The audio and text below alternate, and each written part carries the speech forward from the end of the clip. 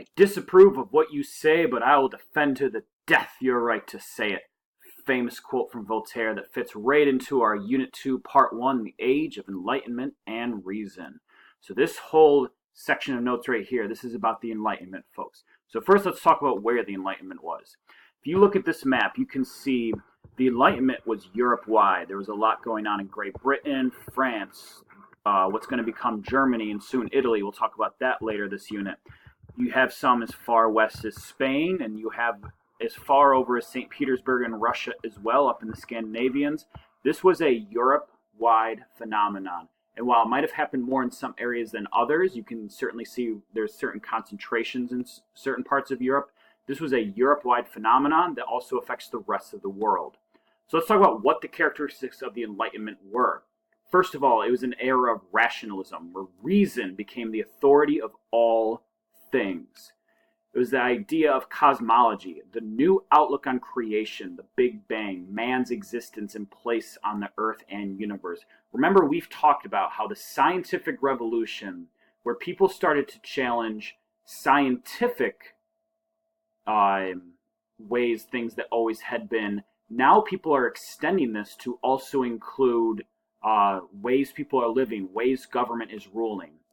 It became an era of secularism, separation of the state from religious institutions, and honestly, during this time period, more the other way around, the separation of the religious institutions from the state, as we've seen with the Catholic Church and the Protestant Reformation. It's an era of the scientific method, of mathematical analysis, of experimentation, of inductive reasoning. This started scientifically, but was expanding quickly to how people viewed government. An era of utilitarianism, the greatest good for the greatest number.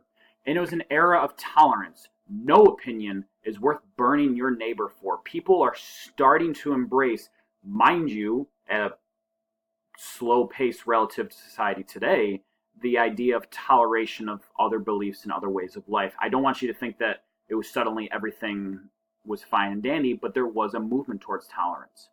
Optimism and self-confidence, the belief that man is intrinsically or deep down just good. The belief in social progress, the idea that we need to be moving forward. It was an era of believing in freedom of thought and freedom of thought and expression. Bring liberty to all men. Modern battles against absolutism, which is the next part of our unit where this is going to move to. Enlightenment started to emphasize education of the entire masses, not just the wealthy elite. It started to emphasize legal reforms, justice, kindness, charity, no torture or indiscriminate incarceration, due process of law. You should know the laws that you are breaking, and you should know what the consequences of them are, not just a king throwing you in a cell because he didn't like you. And constitutionalism, written constitutions that list the citizens' rights, not just what the government itself can do, but what the government can't do and what the citizens can do and how they're protected from the government. Think the Bill of Rights for the United States. And cosmopolitanism, the idea that all humans belong to the same community. So you notice how all of these themes, they all tie together, and these all fit with the idea of the Enlightenment, the idea of, I like the buzzwords of progress, the buzzwords of reform, the buzzwords of people and individuality. So let's talk about the big players of the Enlightenment.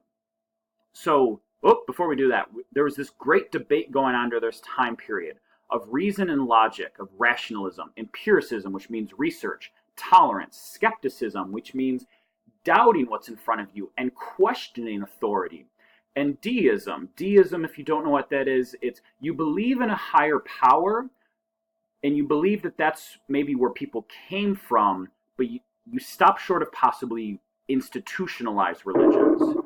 On the other side, you have traditions and superstitions, nostalgia for the past, organized religions, such as the classic Catholic Church, which is more of a political institution, irrationalism and emotionalism. And so these two are conflicting with each other and butting heads during the era of Enlightenment.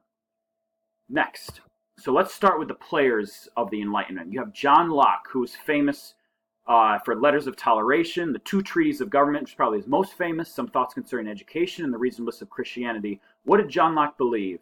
He believed the individual must become a rational creature. He believed virtues can be learned and practiced. He believed human beings possess free will. They should be prepared for freedom. Obedience should be out of belief, not out of fear. You should want to have to follow your government and that believe that your government believes the best for you and that the government should prove that it's the best for you. Legislatures owe their power to a contract with the people. A lot of these Enlightenment thinkers believe in this idea of a contract between the people and the government that exists, and that neither kings nor wealth are divinely ordained.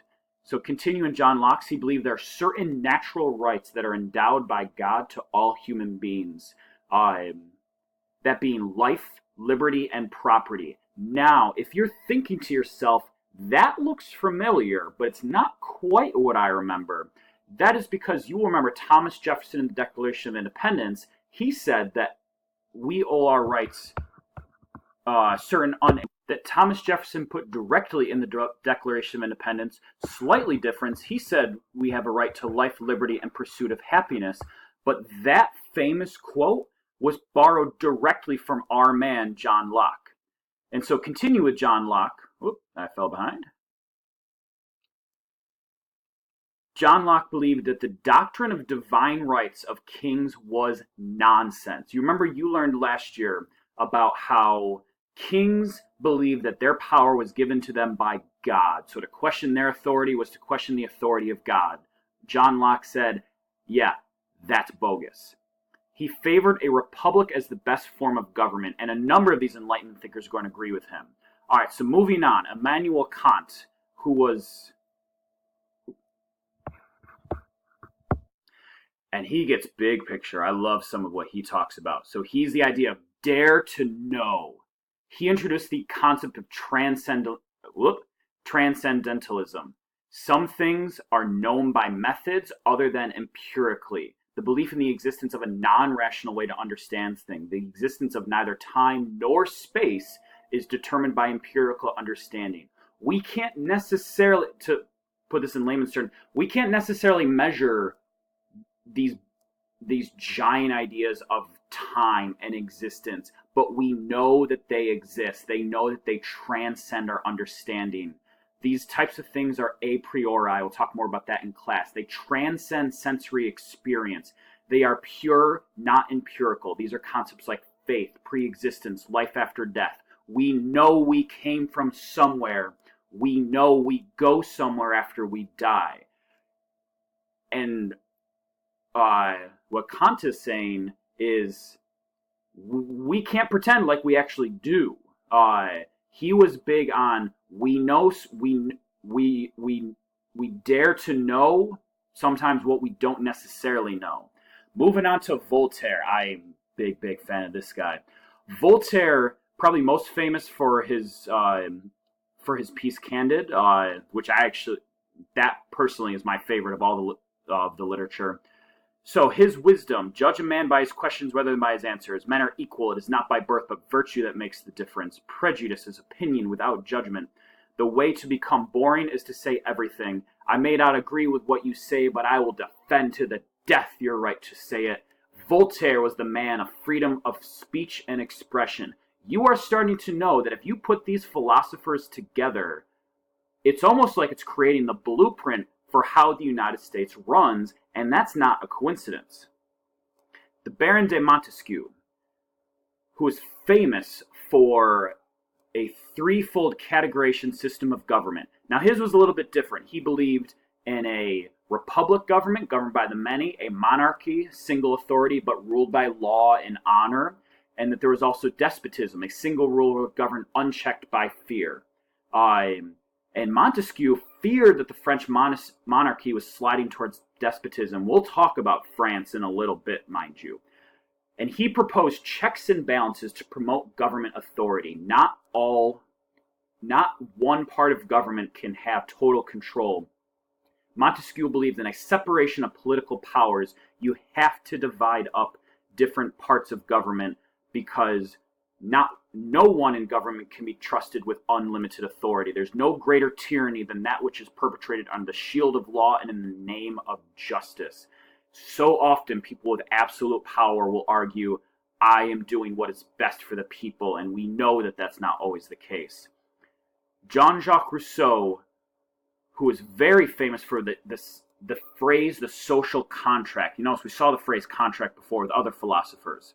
So the right kind of political order could make people truly moral and free. He believed the individual moral freedom could be achieved only by learning to subject one's individual interests to the general will. Well, we're going to analyze this general, I'm doing air quotes, you can't see that right now, general will more in class. Individuals did this by entering in a social contract not just with their rulers, but with each other as well. And this social contract was derived from human nature, not from history, not from tradition or the Bible, from human nature. We're continuing with Rousseau.